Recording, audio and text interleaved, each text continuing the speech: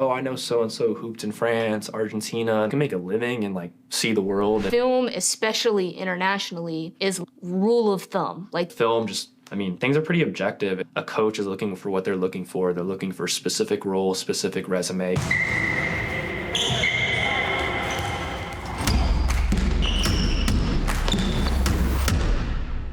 What's up, guys? Welcome to another episode of Timeout with Sko. I'm here with Trent Mayfield. Thank you for joining me. Thank you for having me. Yeah, Trent is a NBA-certified agent as well as a FIBA agent.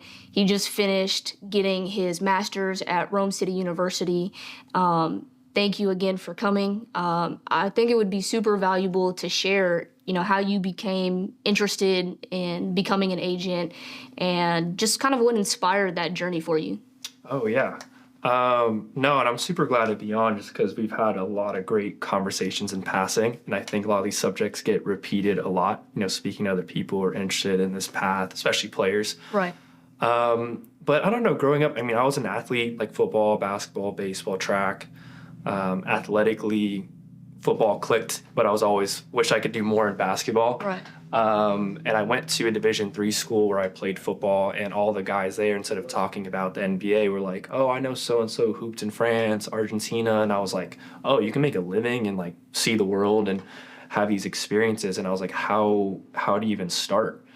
So when I finished my undergrad and moved back to LA, it was just starting conversations. You were one of the people through, our mutual friend Antoine, and just kind of getting, just being a sponge.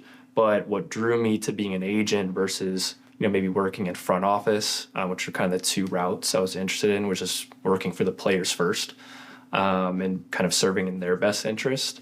Of course, it'd be an amazing experience to be in a front office room and deal with those draft day calls and trade deadline and all that. But what inspired me more is working with athletes, especially as a recently graduated student athlete. Sure, yeah. No, that completely makes sense. Talk about how you ended up in Rome and why you thought that that was the best route for you to sort of get your, licensing and just the next step on your journey. Right. So, yeah, when I first came back to LA, I had the opportunity to do an internship at a smaller, like, boutique agency, which was a great fit. Not saying that the corporate route and being in the mailroom and working for a desk doesn't have its own value, because you see how it's done with a certain level of resources and you're taking a back seat. And like we talked about before, you overhear a lot, right? But with this guy, he'd started his own firm, and I got to be really hands-on and do a lot of the research. And I was very interested in international placement just because I was like, how do you do this? I'd studied abroad in college, so I wanted to stay connected to, having that intercultural aspect of sport.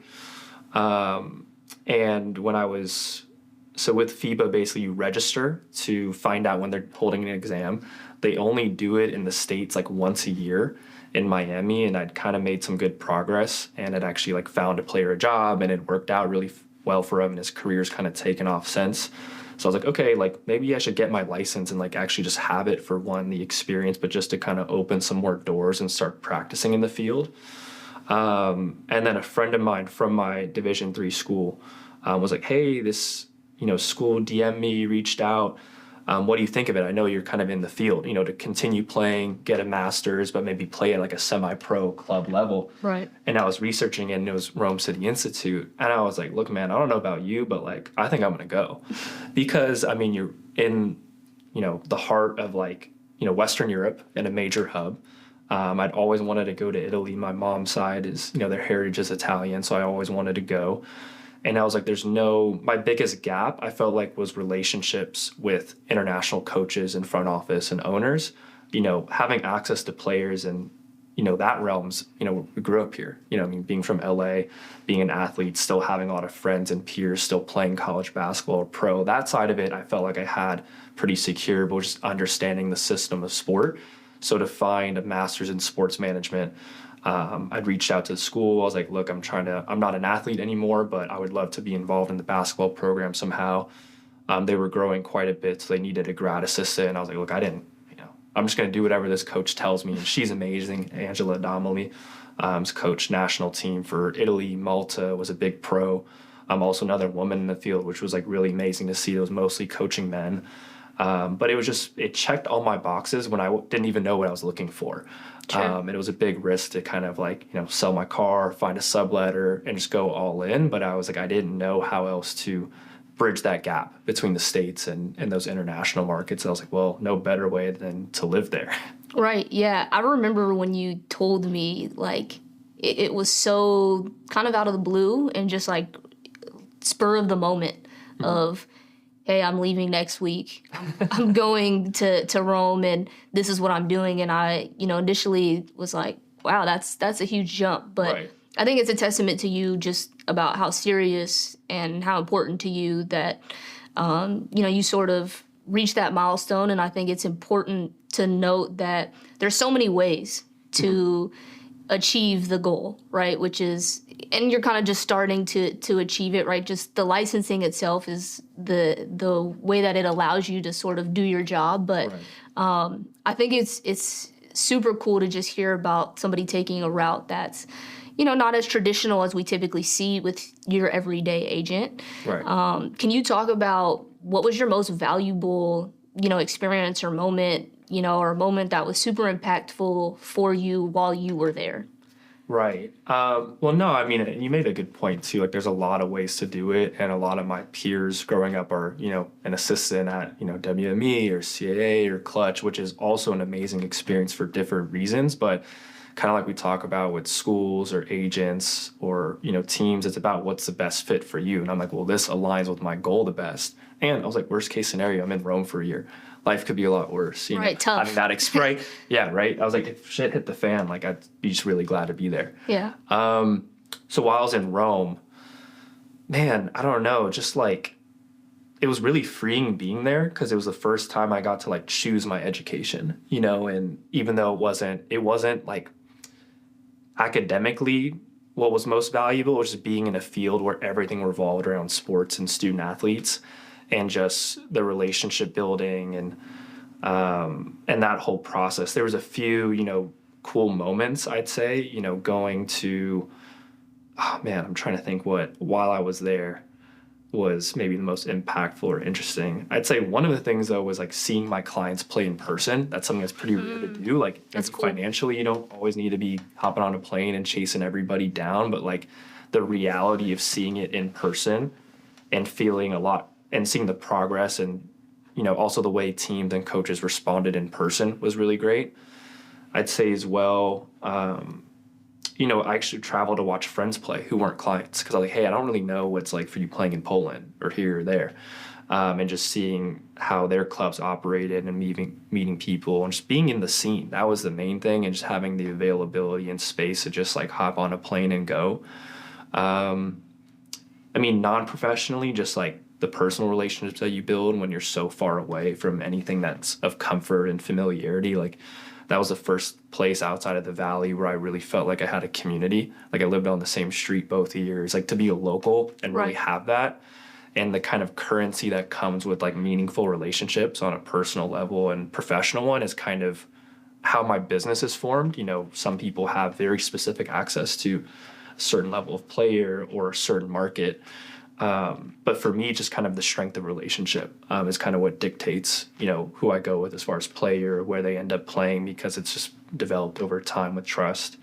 But I guess previously to that, just having people who really encouraged that risk, that was kind of the biggest thing that I felt that I had the confidence and freedom to do that, is that I had a really good support system behind me. Yeah. My boss at the time, I think I've told you about him, Steve Hodge, he was like, if you don't leave, I'm going to fire you. Like that kind of thing. He went with me to take my exam in Miami. Had this amazing experience with Karan Butler, who they're good friends, and he asked me, what are you doing and why do you want to do it? And was interested in me. And I'm like, after spending years of networking and begging people for their time, to get the kind of reverse treatment was pretty amazing from people that, I respected in the field. Yeah. I think in every industry, right, who is important, but Of course. Relationships are so important in the basketball industry specifically. Yeah. And it's essentially everything as an agent, right? Who how you make people feel, where you can place people, things of that nature. Right. Can you talk about more of, where are most of your clients placed currently? And is that by design? Can you talk some more about, the different sorts of markets that you're currently, working within and, why you chose those markets? Right. Yeah, I'd say most, it kind of developed over time. It wasn't super strategic. It's kind of like, hey, let's just see what sticks kind of thing. Let's Right. put some feelers. Let's see who just is open to building that relationship and connection. And then pursuing clients. It's a mixture. It's kind of like a chicken or the egg scenario. Do you go for clients that align with your existing placement value and market? Or do you go for high level players that actually open up some doors? I'd say, it's a little bit of both. So went for a certain level player first year, was like, hey, look, like maybe you have a gap on your resume, you're coming off an injury. I'm gonna work my ass off. Like let's see how it goes. I'm super green, but like, I'm gonna be transparent, be honest. And that level of player opened up some doors, right? And then after that, getting some feelers, getting some more feedback from teams. Okay, these are some guys that are graduating that I have some connection to their coach or their school or former teammates, and then let's go for those because we know we have some alignment, and then kind of to expand and maybe go for some bigger reaches. Like, oh, I just like this guy. He really aligns with, what I see that's successful. But I'd say most of my players are between the UK, Ireland, Europe, Australia, so Western world. Okay. I mean, again, we're in America, so it's helpful to be in a westernized field. Sure. Also, a lot of those relationships were built while I was in Rome, so just kind of a proximity thing. If I had done graduate school in, I don't know, like Taiwan has a lot of cool leagues and universities. If I moved there, then my whole network would be Southeast Asia, China. So it's just kind of where it aligned with my experiences and people that I knew. But yeah, so right now, Europe, UK, Australia is kind of our main go. And then I'd say anywhere outside of that, I tend to rely on like partner agents because it's such a much bigger like cultural or language gap that, you kind of have to go through somebody, Middle East, China, Latin America, Southeast Asia. If you have they kind of rely on those local agents that are kind of a wide network of other agents and players where they're just like looking for submissions, which is not how I don't work that way. I'm very like client centric, but I do work with people who have more access to those teams because they're from there. You can't duplicate that. Right. Israel, we've talked about, it's one of those markets where they actually require an Israeli agent to be on a deal. So you do have to go through somebody. So going through people and finding the right partner agents is super important. But no, I'd say it fell based on kind of just where our level of client was, where my experiences and comfortability was. The goal has always been, Euro Cup, Euro League, NBA. So I'm obviously a little biased to that experience, but I think there's a lot of other markets that some guys are going to get some interest in and to expand. And there's many different routes to make a career. So I'm not saying it's bad to go somewhere else, but Sure. there's just different pros and cons and experiences you're going to have. Yeah, yeah. Something that you said at the beginning when you first started talking was, there's kind of two sorts of players that you can work with. There's, your player that's kind of needing to, knock on the door a little bit to try to get in, Yeah. and there's that high level player that can help open some doors. From your perspective, what types of players do you typically, seek to work with? I've obviously sent you some players and, some good situations, some not, Right. For whatever reason. But talk about, as an agent, like what types of players are you looking for? Is it solely in the men's side of the game? Is it women's side? And talk about some of the characteristics and things that are important to you when working with somebody. Right. Well, you got it. And it's a combination of both. Currently, we have our kind of set group of guys like the D2, NAIA, D3, where I know, they have the type of resume or size or athleticism that's going to stand out, that's going to kind of overcome maybe being a non-scholarship player, non-D1. And I have the kind of pool of teams where I know they're going to go straight away, have a good scenario, and their ceiling's pretty high. So they're going to go to a soft landing spot, comfortable personal situation. And if they play like they should, like they're going to get to play as long as they want.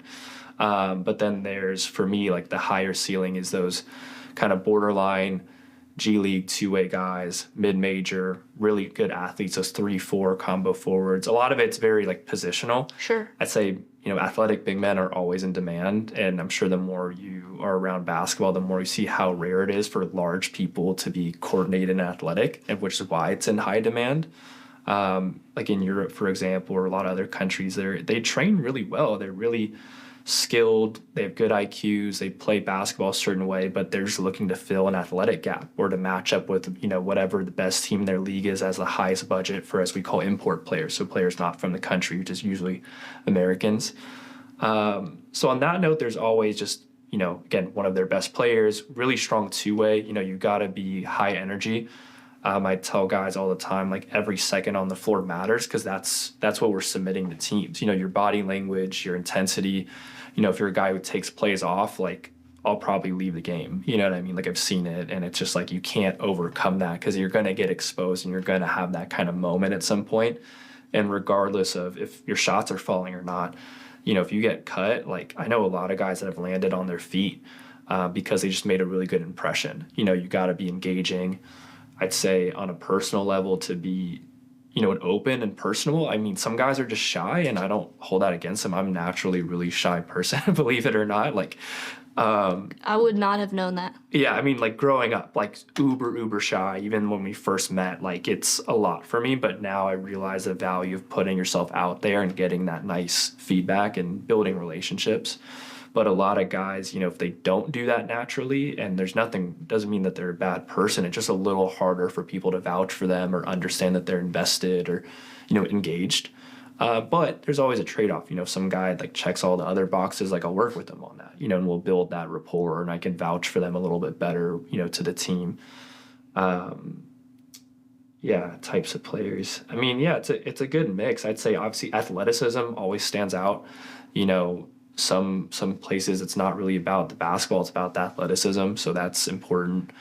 If it's a guard, there's so many guards, so for me it has to be much higher level. If you're that, like, as we talk about, that 6'1", 6'2" scoring combo guard, like there's a lot of amazing players, but it doesn't mean it's going to be easy to get them, in a league or a team, because there's a lot of guys you're competing with.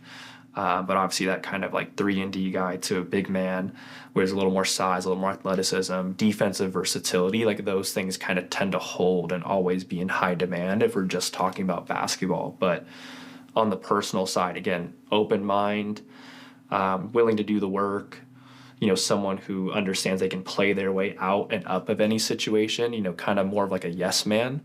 I work mostly with men just because that was my start. I think for the international scene, like women have, it's a little easier because there's not as many opportunities here stateside, and the gap talent's bigger. So like watch the Olympics, and that gap is, and the All-Star game, that gap is closing, right, internationally in America. But women's, it's still a pretty big gap for us and the rest of the world. So that's a space that we're looking to get into. NIL is something you can't ignore, and it's, they need representatives for that, the right kind of guy. But yeah, if that answers your question. Yeah, no, that's a great answer. I think I want to touch on the NIL stuff, but I also want to touch on something you said about imports. Mm-hmm. And I think that, and it's happened to me too with players that I've worked with, right? They're finishing their college career, whether, and mostly D2, let's say. Yeah. And they come to me after season and, I'm going to go pro.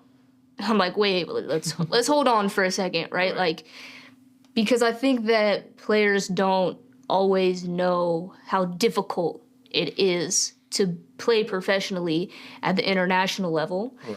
On top of what your lifestyle looks like, on top of the money that you would be making, on top of all of those things. So can you talk about, imports in general, talk about them at different levels and some of the rules that also, apply to teams, because of the level that they're in, or, where they're playing, like things the like barrier that. of entry, pretty much. Yeah. Yeah. Well, like, to start off, if we talk about guys who are really making a living internationally, most of them have NBA or G League experience, which is why I got my, NBPA license, because I'm like, you can't do one without the other if you're doing the international thing.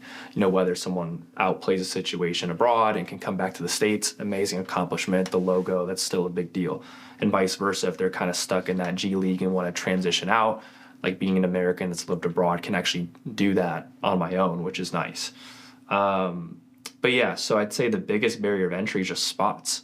Like most leagues have a limit on how many international players there can be. So, and at the higher level it goes, the more that they're able to have. But again, those guys are usually veterans who've played in other countries, were former D1 guys, G League, NBA, and they can just walk straight into a Euro Cup, Euro League, high level situation. I mean, even still, like, you look at Mexico, you look at the Philippines, you look at Australia, like you're competing with some really high level resumes. And there's a few guys who've really built it from the ground up. But it takes time, you know what I mean? And you're not, the financial aspect you mentioned too. So for example, there's only like 1 or 2 spots per team, let's just say on average. Of course, if you get to a much higher level, there's more. And you might not be making that much money because the value of your contract has a lot of other things to factor in. They have to cover your housing, flights, visa, maybe even meals from a sponsor. So even if you're only making like a couple grand a month as like salary, there's still much bigger investment the team's making. So even if you're not making much, you're like, well, like they're not even doing much for me. I'm like, actually, you're still the most expensive player on your team, most likely. Because all these other guys, like they have other jobs, and internationally, like professional sports is a spectrum. Here in the States, historically, it's black or white. You're an amateur, you're a pro. Obviously, that's changing a lot right now with NIL. But as far as pay for play, salary-based league, there's semi-pro, there's pro, there's, they develop their own players in a junior system. There's a lot of other things to consider. But yeah, so like financially can be really tough. There's a cultural language gap a lot of times. So you might be somewhere they're looking for something so specific. And if you don't execute that, they're getting pressure from the money people and they're going to say they're gone. You're gone, whether your coach likes you or not, or vice versa. The coach doesn't like you, but the board pushed you on them. In international sports, there's a lot more. We talk about coaching turnover in the NBA. Those people don't understand what it's like to be a soccer or basketball coach in Spain or Slovenia or France, the type of pressure and turnover. I get almost as many messages from coaches looking for jobs as players. Wow. And I don't even work with coaches. So that's how much like turnover there is. And two, it's tough. I mean, I'm not saying I had an amazing experience because I had a built-in community and like school system when I moved abroad, but you might be by yourself all day. They're not really always invested in your immersion into the new culture environment, and not everyone's from a type of background or family system that has a lot of multicultural or ethnic aspects to it. So it can come as a shock to people. It's not just basketball. Some people really take to that and love it, and they walk to their coffee shops and they learn the language and they do that. Other guys, they can switch that off and they don't care. They're like, I'm just here to hoop and I'm going to do it. And they're so good that it doesn't matter if they talk to anybody all day, any day. They can just watch NBA basketball, play 2K, and go to practice, and they thrive.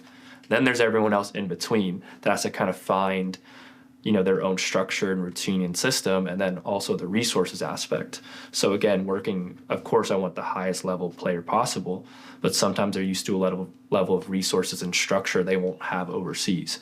So of course, at the highest levels, they have great tech, great film, great staffs. But as you drop down, you might only be practicing a couple of days a week. They might have a referral for, an orthopedist or chiropractor or whatever, but they don't have a lot of that stuff like in-house, like that we're so exposed to even from, having a training room at a high school is like something not heard of internationally. Like, yeah, maybe like a high level club has that, but most teams are like, you just kind of sit out and, the injury process looks completely different. Again, if you get hurt, a lot of teams don't even have the resources to keep you on. It's very volatile in the sense of your job security. Again, I love for my players to have a solid 6-7 month, like European simple season, right? Just to build a resume, to immerse themselves, to have all the ups and downs of a full scheduled season. But it's not always up to you. Sometimes someone gets hurt and you have to go and jump in mid-season. Or I had a guy who was only on a temporary contract to fill in for their injured import. They was like, "You're here for a month." And I was like, "Look, you're already home. Let's get your name out there and play and get some new film." And you have to be prepared to whatever kind of challenges that come with that. So again, a lot of guys, when they reach out, they're like, "Oh, I want this kind of situation or system." I'm like, honestly, it's not really up to you until you build your resume to have that kind of pick and choose. You're not going to have that. You got to play your way up to that most of the time. Yeah, I love that you mentioned the life, overseas in some aspects. I think a lot of players overlook that Absolutely. you're spending 10 months like away from home, most of the time away from your loved ones, right? In a place where you're not really comfortable and you have a lot of free time. A lot. Like and it depends, Even if you practice every day, you Right. go from being a student athlete where almost every minute of your day is blocked out and you have a community around you all the time to like maybe being in an apartment by yourself and everyone else has families and jobs and is doing other stuff. Right. And you're kind of, you're trying to figure it out and the language is different and the food's different and, to be able to stay mentally, engaged within your role and within your job, I think it's something that's so hard. And I think like when I'm calling to check in on my players that are overseas, that's the number one thing that they say to me. They miss home, right? They miss their family or they've been going through a slump and they're lacking that support system and they're trying to figure out how can I get back to being productive? And so I think it's something super important for, players that are looking to play internationally, like to look at the whole scope of the picture because, you playing is a very small scope of that picture. And, it's important to take into consideration when you're making decisions. Yeah, I mean, again, if you have certain goals that align of having that white picket fence, like family situation too, like it's not really conducive to that unless you're a high net worth player. And like you said too, like usually in our day-to-day life or when you're back home, you have so many other outlets and relationships to rely upon. But when you're there, it probably amplifies your personal value and identity as a basketball player. So if you're having a slump, you probably feel really bad about yourself, more so than other times because you just sit and live with it. You don't have other things to do. That's what you're brought there to do.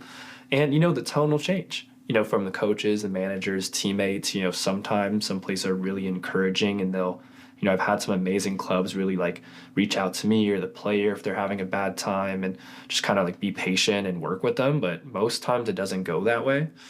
And yeah, it's something to really consider. Are you willing to, let go of the things you're not in control of and just focus on what you can be? But I mean, that's a lesson for anyone in any Right. field or any walk of life, but it's really amplified in that scenario because you can only really control like what you do. Kind of from tip off to the end of the game or when you walk into the gym. Everything else you have to find. It's also a big just adult transition thing that's difficult for a lot of guys. Just like you said, going from that student athlete environment to there. Some guys they're just kind of dogs. They're just different. There's like, it doesn't matter where I play, I'm going to do my thing. And they're like that. And they're like that. A lot of other people have different interpersonal needs. I'm one of those people. So I relate to those guys when they need to find structure and routine and community and balance, but it's a lot of work to do that for sure. And again, you don't know when you're going to be home or when you're abroad most of the time. So I try to, find those cookie cutter, like simple situations, but again, it just kind of depends on where they're at in their career and what's available to them. Yeah, and I also think you mentioned something that was important too of, a lot of these clubs only have room for one or two imports. So they're looking for very specific needs and roles to fill. Yep.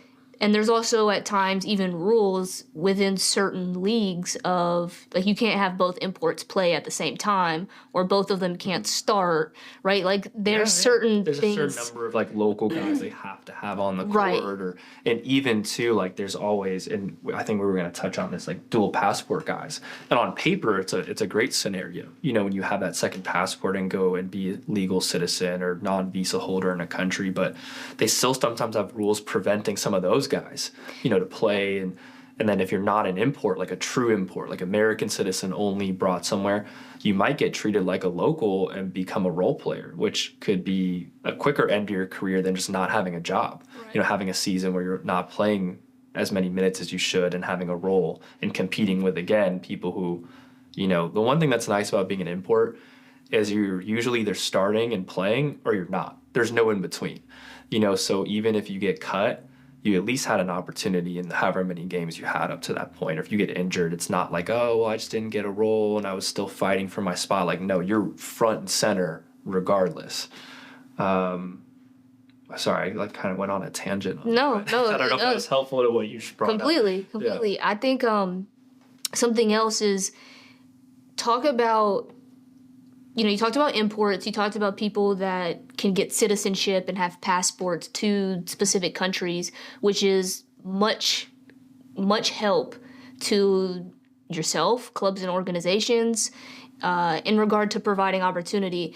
What, for you, like in your experience, how many, like, you know, on average, like how many more doors can be opened if you do have citizenship somewhere? And, you know, is that something that you recommend players should be seeking after, you know, they finish college or, you know, at whatever point in their career that they decide, hey, you know, maybe I want to play professionally? Is that something you recommend for players to kind of take a closer look at? Hey, can I get citizenship somewhere? And can you also talk about how the rules and things change, the money changes, you know, things of that nature?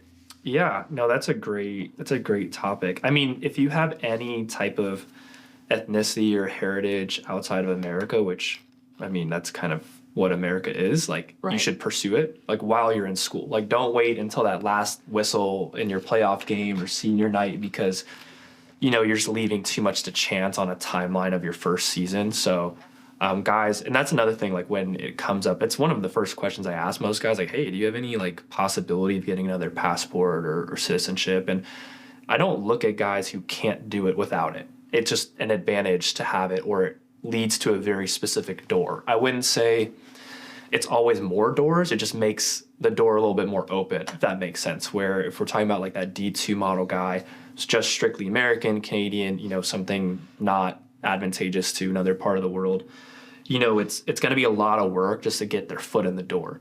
But if you have citizenship to, you know, a European country, Southeast Asian, Latin America, that door's going to be wide open. What you do with it is going to depend on a lot of factors. And I'd say kind of your job stability, maybe not always role, your job stability and ceiling could be a bit higher. So you might start at the same place entry level as maybe some of your peers, but because you're not an import, you know, you have a little bit more kind of leash or a little bit more room, you know, whereas an import, it's like you're either balling or you're not, you know, there's no kind of like in between. So absolutely, yes, like get any type of passport or citizenship you can. I've tried to look into getting my Italian one. It's anything bureaucracy there's a little difficult, but we'll see. But and two, you know, there's sometimes you can get your foot in the door with basketball. You know, there might be certain agents or lawyers.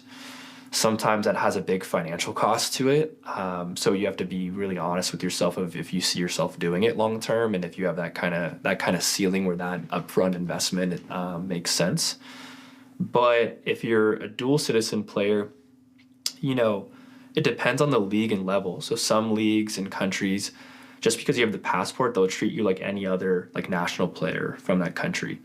If you have any national team like player like experience, it depends who you played for. If you played for where your family's from, then that's really easy. If you did anything like Team USA, like, you know, you're an American, you know, because you're registered with our federation, more or less. I mean, again, I'm oversimplifying it, but like, let's say in that scenario, for example, you know, this is something we saw at the university in Rome a lot. We had a lot of kids who had maybe European passports or Italian heritage, but in some of those lower leagues, you still count as a foreign player. So it's like, okay, the team doesn't have to sponsor your visa, but you still count as an international, which they would only have usually one spot for. And they still have to pay. There's also a fee just to even register that player onto your team, do the letter of clearance through FIBA, do a transfer from another club, just paperwork, just bureaucracy, nothing like actual like work or intense stuff. But with those dual citizenship guys, it's a mixed bag. Some guys, it's like they get to start their foot in the door a little bit higher level, and they can kind of get rolling, and they get removed from their college resume a bit quicker, which I think is valuable if they're a really strong player and they have access to a good market. It might limit you to a certain zone or region in the world, but that might be where your ceiling is the highest. Like we talked about, like that Southeast Asia example, the PBA, like they're getting some real high level dudes. There's a lot of Filipino Americans that, are going to have a career there and they probably would in other places, or their starting salary's a lot higher there after they've maybe played in the G League or NBA or something like that. But I've also seen the flip side of it where guys are like bench warmers. They're going to other countries. Like I was talking to this one guy who's a Mexican American and that LMVP, like there's some really high level dudes there and he didn't get any run for 2 years. Another guy didn't get any run for 2 years hardly in Lebanon. Another guy, Israel Aliyah, same thing. And again, you're there, you're always going to get a job. But, there's not as much incentive because they haven't made that financial investment. On one hand, okay, they're saving a grip, like not having to sponsor your visa. But it's tough because they still have to put you up and fly you out, usually if you're not from there. But it's kind of a mixed bag. On one hand, maybe your salary could be higher because they're saving that other bit. But again, you're already going to that country. They're not competing with like a lot of other markets, maybe just clubs, within. But I'd say for a lot of those dual passport holders, their path looks a little different because they tend to work with more like local agents. I still recommend if you're American to work with someone like American or myself that has those partner agents, so you still have someone that's going to be consistent regardless of the market you're in. But when you work with those local agents, you have to make sure that they're player centric, and again, they're from that country, so they have to kind of stay on good terms with the team first. There's always going to be players wanting to come through there. So a lot of guys I've seen get into some sticky situations because they're working with someone that the team is in their best interest, not them as a client. Right. So again, on paper, it's always good to do. Yes, if you can get another passport or citizenship, do it.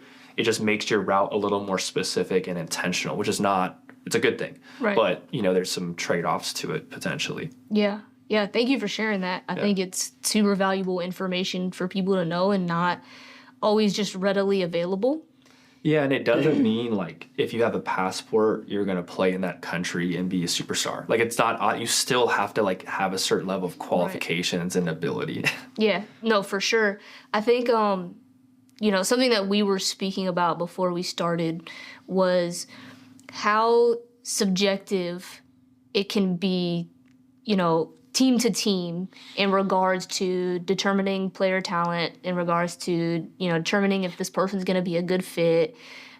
And the thing that, we always talk about is film, right? Like how film, especially internationally, is like rule of thumb. Like if you don't have film and it's not good film, like you're going to be in trouble. Right. So can you talk about, you've got the client, right? Like, or you're talking to the client or with the client about, working with you. And, obviously film is one of those things that happen in that conversation. Talk about how important film is, and then also talk about, something to what you said, like managing player expectations, because in a lot of, situations, it may not always be ideal. Mm-hmm. And, players will often call their agents like, get me out of here, right? Or, I got to go somewhere else, or we've got to figure some, a different situation. How do you manage player expectations and keep players grounded, through the process? Right. So, that's everything. That's the only way most of these teams can evaluate you. So the accessibility of your film is really important. Luckily today with Synergy, it's like, it's everywhere. If you played it at any level of college basketball, someone should have a login to a Synergy and be able to watch your stuff. What about gap years, like within play?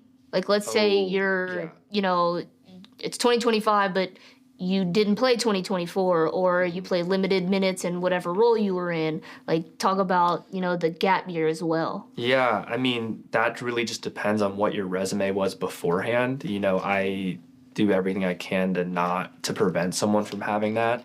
Obviously, barring injury. At least it's not a great thing if it was because of an injury, but at least there's like a simple reason. Oh, he wasn't healthy. and then you have to do a little bit of work to prove to a team that your client is in a good situation and, they can trust that he's not going to re-injure that or he's not injury prone. But it depends what the reason is, too. If it's a history of injuries, and obviously that's going to scare a team away. And me, even just for the well-being, because again, those training resources and variability can be so much. You don't know what kind of like medical care you're always going to get. But that's why I always tell guys, like, you got to be willing to play your way out of scenarios because a gap is usually worse. I'm kind of extreme with it where I'm like playing anywhere almost is better than playing nowhere, but it depends on the player's resume, financial needs, what market's interested in. There's, of course, scenarios where you should say no and pass. But for a lot of the guys we're talking about, that doesn't really apply to them, especially early in your career, because there's always going to be like, why didn't you play? That's going to be the first question. And again, usually it's nothing to hide, but, it's always going to raise some question and concern and kind of limit your, comfortability with that player. But again, the film things are pretty objective in this side of it, whether you agree with their standards or not. That's what we were talking about. Like, a coach is looking for what they're looking for. They're looking for specific role, specific resume, because they can't like do the eye test in the interview and the conversation. Of course, some really high-level teams are going to be at like summer league and get that firsthand experience. But if we're not talking about that guy, like they only have, referrals and film to go off of. So that's why as well, not just on a trust level, why is certain players' energy and intensity so important. Or, there's games where I haven't been able to use it because a guy got a tech. I'm like, you balled out, did everything right, but you got a tech, and that could be the reason you don't get a job. So I have to remind guys like, hey, look, just imagine each game as a tryout. For some, they want to feel immersed in that they're all competitors. That's obviously a requirement. Like, are you going to compete day in and day out? But for some, that motivation of what's going to happen after that job is enough to keep them on track. For others, maybe not. They really struggle if their team's losing or they're not getting paid well. They're dealing with those intercultural struggles. But that's also like the conversations I try to have before signing anybody. Like we said, managing expectations. I don't make any promises financially, which I'm sure has turned off a lot of players, but it's just not within my control, especially in those early stages. Again, as you develop and have a little more seasoning and, get those level of players, you can kind of give a stronger range. And I give a pretty realistic range to guys, but I'm like, well, you can kind of go high worth, low competitive market, or you can go to the best market possible, but you might be taking a pay cut, but that film and stats going to be weighted heavier. So I usually try to go to the best situation possible basketball wise to develop and grow to that like financial goal that you have of, being a full-time professional basketball player. But it's also, you never know how someone's going to react until they get to the situation, and you don't know, again, unless you've worked with the same team and coach, for multiple years or multiple scenarios, how it really is going to be. It's like any recruiting process. They're going to say everything's great and how nice the town is and the facilities and everything. But again, I also try to work with teams and coaches if it is more entry level that are a bit more transparent. They're like, look, this is what we got. This is what we can pay them. This is the living situation. This is our level of guys. Like, they're not trying to sugarcoat it. They're like, this is what it is. If it's a good fit for them, we'd love to have them. And it's simple. It's not, there's no surprises. But I don't know. I'd say, especially once guys are somewhere, just like, I just like to be a resource. I'm like, look, like, not most people aren't going to know what you're dealing with and going through. And I kind of lived like an entry level basketball player for 2 years in Rome. A little bit different, but you have those ups and downs and those moments of self-doubt or frustration. And, again, that idea of being a professional doesn't always get met. Even though you're technically moving up, there's a lot of things that are like a step down. But again, it's just the resources of the club, of the league, of the country's investment in basketball. And again, just kind of staying ahead of it. Also, as an agent, you don't usually hear from your client unless something's wrong. So, but it's also good. I try to reach out periodically just because, again, the team's getting more information than I am. They see him every day. I don't. So I don't like to hear things from a team firsthand. It's like, hey, so-and-so had a bad practice or got hurt or whatever. But it takes a while. It's a new experience for the player to have that relationship and respond. For me, I think it's a responsibility on their end to communicate as well. But I also know that that's a learning curve for them. But again, I've had the conversations like, when am I going to get out of here? Where are we going next? But my biggest thing is like, look, if, the only thing I'm responsible for that I can handle is that team honoring their contract. Outside of that, like, I'm going to be a personal resource to you, but there's not really much we can bring to the table as long as they're housing you appropriately, you have all the amenities they promised, and you're getting paid, when you're supposed to. Outside of that, like, there's not really much else in my control that I can bring to the team. Of course, if we go way back and have that kind of relationship, I can kind of hoot and holler or whatever. But for the most part, it's like, hey, are you doing what's expected on paper? Yeah. Outside of that, then it just kind of looks like you're complaining, which is a lot of times valid. Don't get me wrong, but I'd be like, hey, I'd rather you hoot and holler and like cuss me out than hold that energy into practice one day or into a game or towards your situation. Right. So get it off your chest. We'll talk about it. Not saying it's going to change it or make it any easier, but just to be like validated and your feelings and experience is important. Yeah. I love that you're sharing this. I think this information is so needed. And so, like, just thank you for being so thoughtful with all your answers. Something else that came up for me is, and we talked about this a little bit before too, of the different landscapes, right? Like, most of your players right now are international. You just recently became certified through the NBA, like, Players Association.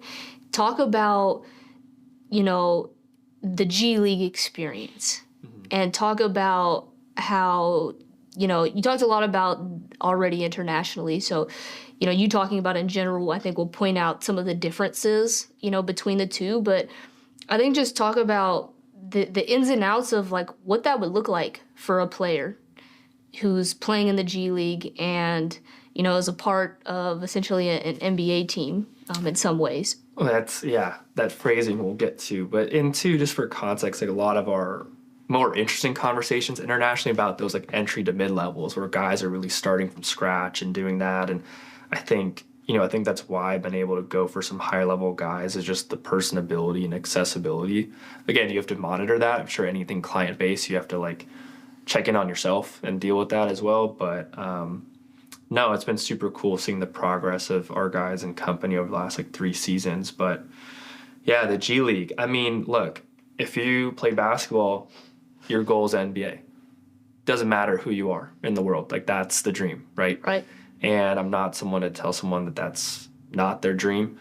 But when you're finishing up school, like, there's not anything like new, like these scouts and organizations, like, they know who everybody is. It's so accessible nowadays from the time you're in middle school. Right. You're on a list and you're being researched and, There's very few surprises, and that's, I mean, of course, there's some amazing stories, and again, I spoke to a kid today who, again, got like a private workout with the G League team, made it. It's getting some great run now.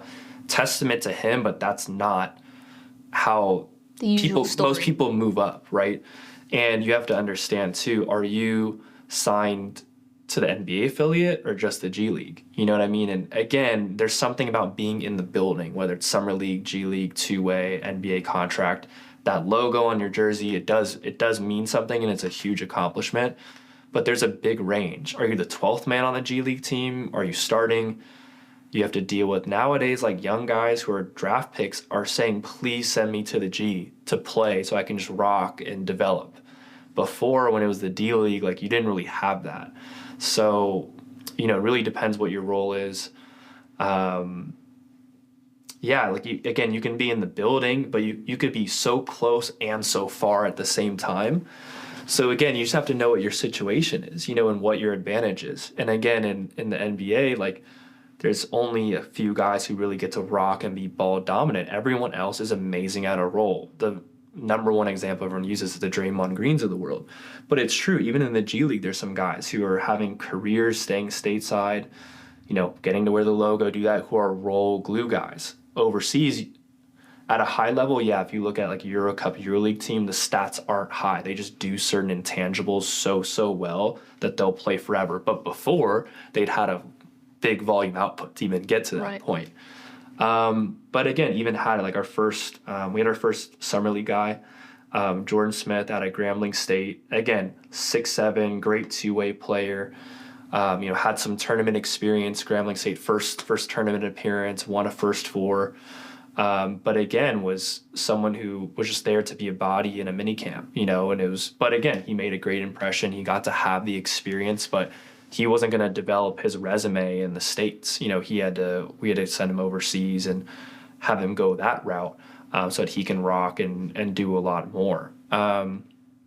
I think you have to know your limitations. If you're consistently in the G League, like 2-3 years, you're going to be so sought after if you're playing consistent minutes overseas, and you're going to get paid probably really well.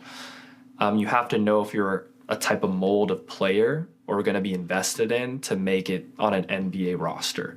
Again, that level of, resume line, finances, like you can't, it's the best league in the world for a reason and the highest net worth one. But, if you're in that kind of tweener spot, like, you have to understand where you're going to make a living and where you're not just wanted but needed. And there's a really wide range. There's a lot of dudes, and not to diminish the accomplishment, but there's a lot of guys who've had G League stints. And again, there's nothing wrong with it when you have that opportunity. Like, walk through the door, burst through the door, take advantage, take it by the reins. But 5 games in the G League, like, it doesn't hold. If you didn't really play, if you didn't play for a full season or two. That's why a lot of successful international players had a couple years NBA, two-way G League, and then when they're, all right, look, I've really exhausted this resource. Now let me go where I'm gonna get paid and do my thing and cut loose and have that amazing fan base. But no, to go to your original point, like, again, there's a lot of, volume you need to make something like the NBA, G League, Summer League work. And you have to understand if you're part of that volume or you're being invested in to be a part of that organization or being given a role that's going to open more doors for you. Again, nothing wrong, have that accomplishment, do it, but know where you're at in that standing. Yeah, and there's a huge difference between a two-way player and a player that's on a G League contract. Correct. And when I worked for the Lakers, Alex Caruso at the time was on a two-way, and two-ways were, really new, and, we were a really young team at the time. It was the first year we drafted Lonzo, Josh, and Kuz. And, Alex was bumping, up and down throughout the whole year, and he was struggling, right? Like, to figure out how can I perform at this level, and then he would, bounce back because they didn't have a guard, and so then he would play there, and he could be traveling for multiple cities and multiple places. And I think, for one, there's a huge difference between two-way and just G League guys. But also I think the up and down, meaning like let's say you had an NBA guy that was injured, right? They may use G League practices, G League games to get him ramped back up, right? So now as a G League guy, you're sitting there like, I've been here all year, like, I've practiced with this team all year, and now, Klay Thompson is coming in and rehabbing, essentially, right? Finalizing his rehab, and I'm not playing anymore. Mm-hmm. And, like, from an organizational standpoint, that they care about the guys that are, in the NBA, right? Like, those are always going to be first priority. So, bearing injury, your roster can change so quickly. Right, especially, when the two-way guys come down, the young guys come down, the rehab guys come down, or for even the two-way guys go up. It's like, okay, great, but not many people handle that variability well, which is also just the industry as a whole. Right. So you have to know if you can produce when you don't know if you're going to play 30 minutes or 5. But again, if you're at that level, you probably never had such a limited role or minutes before in your life. So there's that human side of it. But also on a business front, you have to be aware of like what the objective of your organization is. It's an affiliate organization. It's for the development. I mean, it's called the D League for a reason. It's for the development of young players. And again, if you're not a baseball person or soccer person, you're probably not that exposed to this concept, where there's that farm system or junior academy system. And, we're kind of moving to that in some way where now it's not seen as a punishment. Again, a lot of guys would rather put up 30 in a G League game than, sit on the bench for a road trip in the NBA. And they're asking to do that. So you're dealing with guys who are making a lot of money. And of course they're going to play when they're suiting up with you that day. Right. And also too, in some of these organizations, you're not even in the door, right? So your team, you could be in a whole nother state. Right. City. You can be based somewhere completely different. Well, the Heat's like the most extreme one. Like I know. Sioux Falls, I know. It's crazy, but it feels in a lot of ways like discouraging, because it's like, oh, the people that are kind of making the decisions about my future aren't even really seeing me play. Now, granted, the coaches are always in constant communication, but it's different. It's different than people, envision. And I think I was telling you earlier, like one of my clients used to play for the Mad Ants, and he was saying, we'd have games at 10 in the morning, like at just these random times, because you kind of get in where you fit in the G League in a lot of ways. And so, I appreciate you touching on that, because I think it's super important for people to know more about what stepping into that world looks like. It's more common nowadays. You hear it more, I think, talked about, but I think there's still a lot of unknown for people. So, Right. I appreciate you mentioning that. And the last question I wanted to touch on, and we've talked about it, you've brought it up kind of several times throughout our conversation, is NIL stuff. Mm-hmm. Talk to me about your thoughts on NIL. Talk to me about how it's impacting your job, and just the culture and the climate, that is now sports with NIL. Right. And it's the timing of it is what's, for me, really interesting, because it came about when I was really starting in the field. So people didn't really know what it was, because it was going to vary, and it still does, from state to state. There were some barriers for international players coming back to the States. But obviously it kind of came because a lot of guys and girls were finding alternative routes to continue their basketball career or any part of sporting career outside of, college football's, that's never going to change, I don't think, being the development system. You can't duplicate that to develop 18 to 25-year-old football players. But basketball, there's obviously overtime elite. The next gen stars in Australia. There's some, obviously like Brandon Jennings, huge pioneer to even consider the overseas route. But again, it was just a hooper. Like, it just didn't matter. He was going to ball wherever. But no, it's changed a lot. And it's very limited sanction. I'm not going to say unsanctioned. Very open situation, because, at first it was very restricted to, are you a highly known player that has like endorsement marketability? That's the core of what it's like supposed to be on paper. But then obviously like collectives and boosters and people who were paying players under the table before found legal ways to do it, and it's hard to really track what the transaction was for NIL. So now it's basically more simple pay for play scenario, which again, it's amazing for players. That kind of coming about with the portal, and being able to pretty much transfer whenever with very limited like repercussions, where before the only people transferring were either graduate students or someone who didn't play. Now you're competing with all conference players, or guys who are becoming famous during the tournament. And so if you don't play, like the portal, who's going to look at you? You know what I mean? Unless, you are taking a step down. And it's, again, it's just becoming, a lot of moves are strictly financial. Like St. John's is a great example that they're doing so well in the Big East. Like Patino said it, like, I got so-and-so because we were able to offer him more than where he was at before. So I guess for coaching staffs and schools that buy into it, it's great. For a lot of coaches, it's a big adjustment, and having that layer of transaction, where their players are maybe making more than them. Even mid-majors, if you look, I think you can tell by what a school's not budget is, but level of resources in their conference about how many transfers they have. They have a lot of transfers. They have money, especially grad transfers, like guys who have a good resume and, they're really valuable to a school that wants to make a tournament run. You're going to go for the grad guys or the older ones.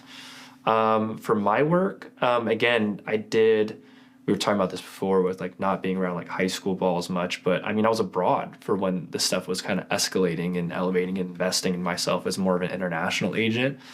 But a big reason for my moving back was because, you can't ignore it. It's a huge part of the industry. It's a huge opportunity.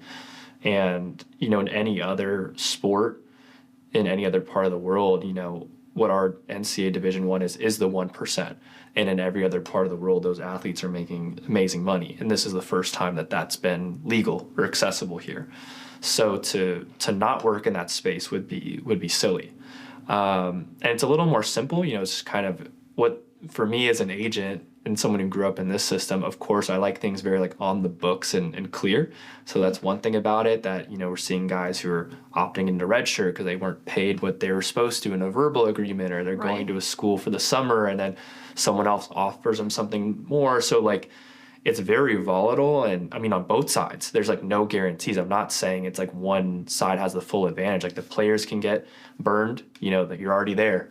Someone just stops paying you one day. Like there's no checks and balances. And on the reverse too, like you can be enrolled at a school and, someone makes a call to your agent or a family member or you directly, even the player directly, even though it's not supposed to happen. And, a week later you're enrolled somewhere else and, on the practice floor.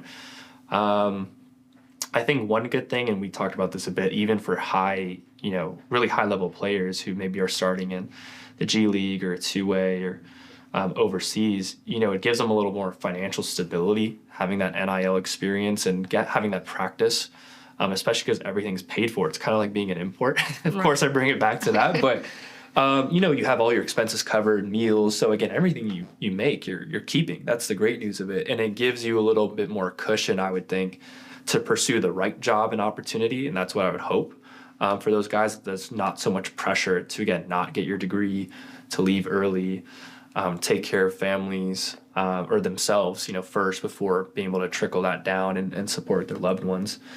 But yeah, I think it gives a little bit more breathing room, but it's also a tough expectation to manage. Like you were the guy on campus, or you were in the tournament, and you were, as a 21-year-old making really good money, 18-year-old, 19-year-old, 16-year-old. It's like, there's a bit of ego that comes with that and well-deserved, but it's a tough transition when you get out of that level now. Because again, if you're like mid-major, you're still making, you're making respectable like salary, let's say. So Sure. Just comes with that, like, expectations management. Obviously, I hope, again, if you're a super high level player, most of those guys are going to big companies, and it's very competitive because now these big agencies can go after guys so early legally. Like it was already happening, but now it's, they can actually represent them, in high school potentially. And that player could also leave them when they declare as a pro or stick with them. And, they kind of are, they're not paying them directly necessarily, but they're getting them, their bread, they're making a lot of money. So it's like, they're going to probably stay with that. So it makes it, I mean, I don't know if it's like more or less, it's it's a new way that it's competitive. So also for me, that's kind of led to like what type of player I go for as a smaller company. Obviously, like I'm not, calling up Cooper Flag, you know what I mean? Like there's reasons for that. But again, I think there's a good mid-level player that, and that money can go back to the player too. If they're making money in college and you're making a living off of it, then you can invest back in them for that pre-draft, pre-pro process. So I think it all kind of can filter back into itself pretty nicely. Yeah, it'll be interesting, in the next few years how it continues to shape up, the rules and regulations that are going to be put in place, and how athletes are going to manage that, universities are going to manage that, the NCAA is going to manage that. Yeah. So, I'm interested in seeing, what this looks like, in a few years down the road. I mean, it's changed so much like every season since it started. So it's going to continue to do that. And I mean, look, I'm not, I try to only be on my phone for what's needed, but I mean, look, there's something about having a brand and being active and sharing your experiences and story, like, like what you do and like what a lot of players I'm on them about. I'm like, look, like even internationally, like if people know who you are, it makes things more accessible. Or even with the NIL space, like if you're a marketable person, like you're gonna have a lot more opportunities just because people know who you are or they like you. of course, if you can just get, a direct deposit every month without having to do any appearances or photo shoots or posts, good for you. But, I think players should make sure that they leverage the resources at their disposal because, for many, they're going to be the most known and accessible while they're in college. Right. Because that's just how it works, and that's why it's great for them to have this opportunity. But yeah, do what you can to definitely maximize that. That'd be my one piece of advice for players in this situation. Yeah. Well, thank you again for joining me today. I really appreciate your time, and I think a lot of the info that you shared is again really valuable for players, coaches, parents, everybody, just to share that information with their kids or just to have that information in their back pocket when they're making decisions. So thank you again for coming today. Yeah, thanks for having me. Yeah. Thank you guys for tuning in this week. Next week, we will have an episode with Justice Bartley, a former NBA coach, as well as a Division I basketball player. I'm excited to share stories with you guys about his journey and just to continue to teach you guys about basketball and meaningful topics within the game.